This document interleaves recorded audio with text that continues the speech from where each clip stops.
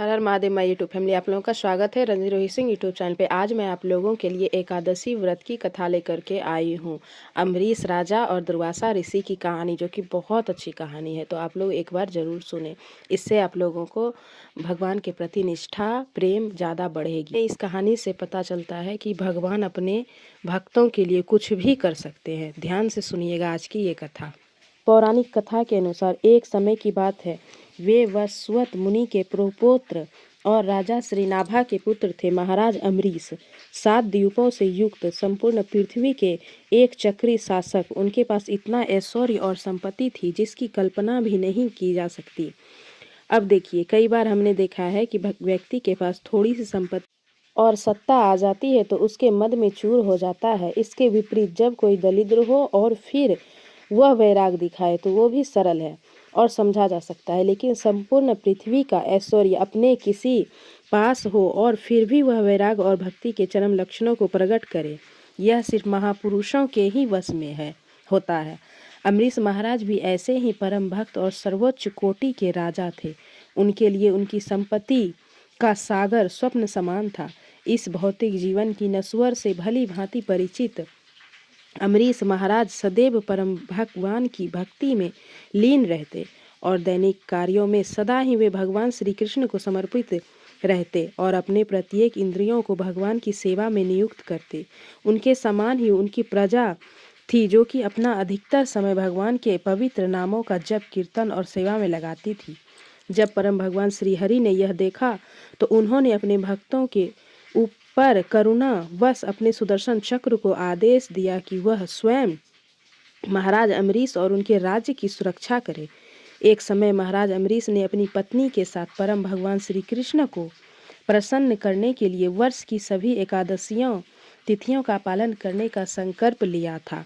वर्ष के अंत में जब अंतिम एकादशी का पारण करने का दिन आया तो महाराज अम्बरीश ने धूमधाम से इस उत्सव को मनाया। उन्होंने परम भगवान तथा ब्राह्मणों की पूजा की, उन्हें प्रसाद वितरण किया और गौ दान दिया। सभी नियमों को पूर्ण करके अब महाराज अम्बरीश अपने व्रत का पारण करने ही जा रहे थे।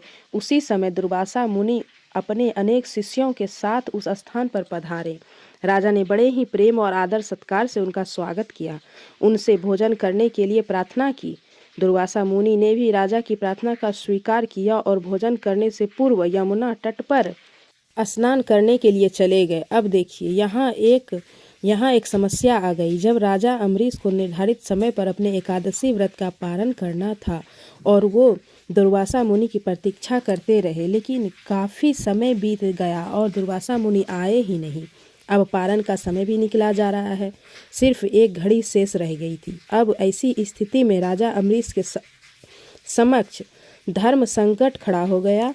अगर वह इस घड़ी में पारण नहीं करते हैं तो उनका संपूर्ण वर्ष की एकादशी का व्रत टूट जाएगा, और वह पारण कर लेते हैं तो दुर्वासा मुनि को बुरा लगेगा कि राजा ने उनकी प्रतीक्षा किए बिना ही पारण कर लिया। तो ऐसी स्थिति में राजा अम्बरीश ने वहां उपस्थित ब्राह्मणों से पूछा। राजा ने कहा, हे विद्वानों, ऐसी विकट स्थिति में मेरा क्या कर्तव्य है? कृपया आप सब शास्त्रों द्वारा प्रमाणित कोई उपाय बताएं। राजा की स्थिति को देखते हुए ब्राह्मणों ने कहा, हे राजन, इस स्थिति में शास्त्रों का कथन यही है कि आपने इस सभी एकादशियों का पालन संपूर्ण निर्जल रहकर किया है। इसलिए अगर आप भगवान के चरणामृत स्वीकार कर लेते हैं तो इस जल से आपका पारण हो जाएगा और इस प्रकार आप दुर्वासा मुनि को भी संतुष्ट रख पाएंगे। यह सुनकर राजा ने वही किया जो ब्राह्मणों ने कहा। राजा ने भगवान के चरणामृत की सिर्फ एक बूंद स्वीकार की और अपने प्राण व्रत का पारण कर लिया। अब वे दुर्वासा मुनि के आने की प्रतीक्षा करने लगे। अब देखिए, इधर स्नान करते हुए दुर्वासा मुनि को समाधि में ही इस बात का पता चल गया कि अम्बरीश राजा ने जल ग्रहण किया है, और इस बात से दुर्वासा मुनि को अत्यंत क्रोध आ गया। उन्होंने सोचा, एक तुच्छ क्षत्रिय राजा ने मेरा अपमान किया है, मुझे भोजन के लिए आमंत्रित करके स्वयं मुझसे पहले जल ग्रहण कर लिया। उसकी इस उद्दंडता की सजा उसे अवश्य मिलनी चाहिए। यह सोचकर दुर्वासा मुनि ने क्रोध में अपने बालों की एक लट जोर से खींचकर निकाली। देखते ही देखते उस लट ने एक विशाल काय अग्नि राक्षस कृत्या का रूप ले लिया। यह एक ऐसा अग्नि दैत्य था जो संपूर्ण पृथ्वी को अपने लपेटों में समा सकता था। दुर्वासा मुनि ने उस कृत्या को आदेश देते हुए कहा, जाओ इसी क्षण उस अभिमानी राजा को जलाकर भस्म कर दो। वो ब्रह्मा ज्ञानी ऋषियों के लिए शत्रु रूपी है। उसने हमारा घोर अपमान किया है। शीघ्र जाओ उसे भस्म कर दो। अब आज्ञा पाते ही कृत्या पहुंच गया राजा अम्बरीश के समक्ष। महाराज अम्बरीश भी समझ गए कि क्या हुआ है, लेकिन वे भगवान के शुद्ध भक्त थे। कृत्या को देखकर वे थोड़े से भी विचलित नहीं हुए। उन्होंने उस दुर्वासा मुनि का आशीर्वाद समझकर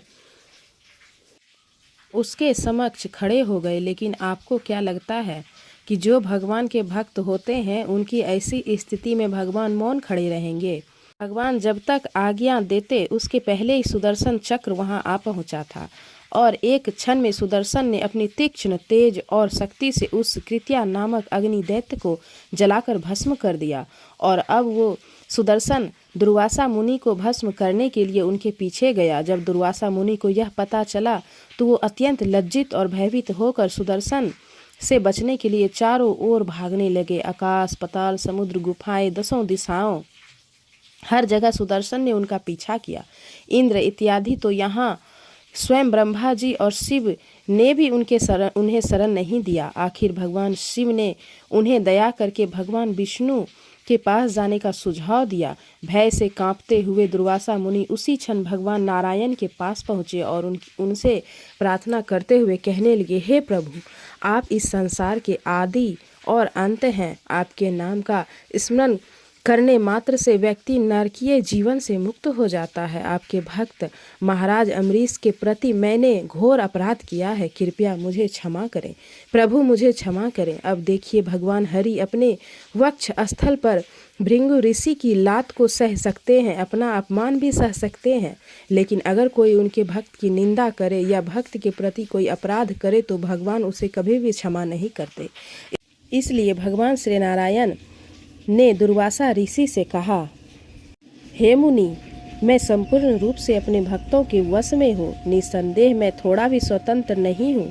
चूँकि मेरे भक्त भौतिक इच्छाओं से पूर्णत रहित होते हैं, इसलिए मैं उनके हृदय में ही निवास करता हूँ। मुझे सिर्फ मेरे भक्त ही नहीं अपितु मेरे भक्तों के भक्त भी अत्यंत प्रिय हैं।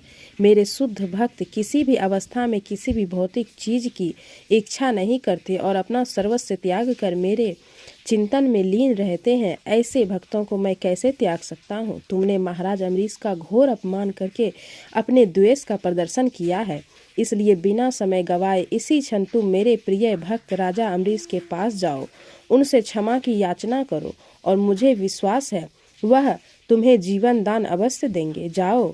भगवान श्री विष्णु की बात सुनकर दुर्वासा मुनि उसी क्षण राजा अम्बरीश के पास गए। उन्होंने राजा के चरणों में गिरकर उनसे क्षमा मांगी और अपने इस घोर अपराध के लिए प्रायश्चित करने लगे। महाराज अम्बरीश अत्यंत विनम्र होकर ऋषि को इस अवस्था में देखकर लज्जित होने लगे और उन्होंने दया व सुदर्शन से दुर्वासा ऋषि की रक्षा के लिए प्रार्थना की। राजा की प्रार्थना सुनकर सुदर्शन चक्र वापस चला गया। दुर्वासा मुनि ने राजा की स्तुति की और उन्हें आशीर्वाद प्रदान किया और इस प्रकार भगवान ने अपने एक शुद्ध भक्त के गुणों का प्रचार किया। क्या आपने एकादशी की यह कथा सुनी थी? अगर सुनी थी तो मेरे कमेंट बॉक्स में कमेंट जरूर करें और मेरी वीडियो अगर अच्छी लगी हो तो एक लाइक ज़रूर करें। जय श्री कृष्ण। हर हर महादेव।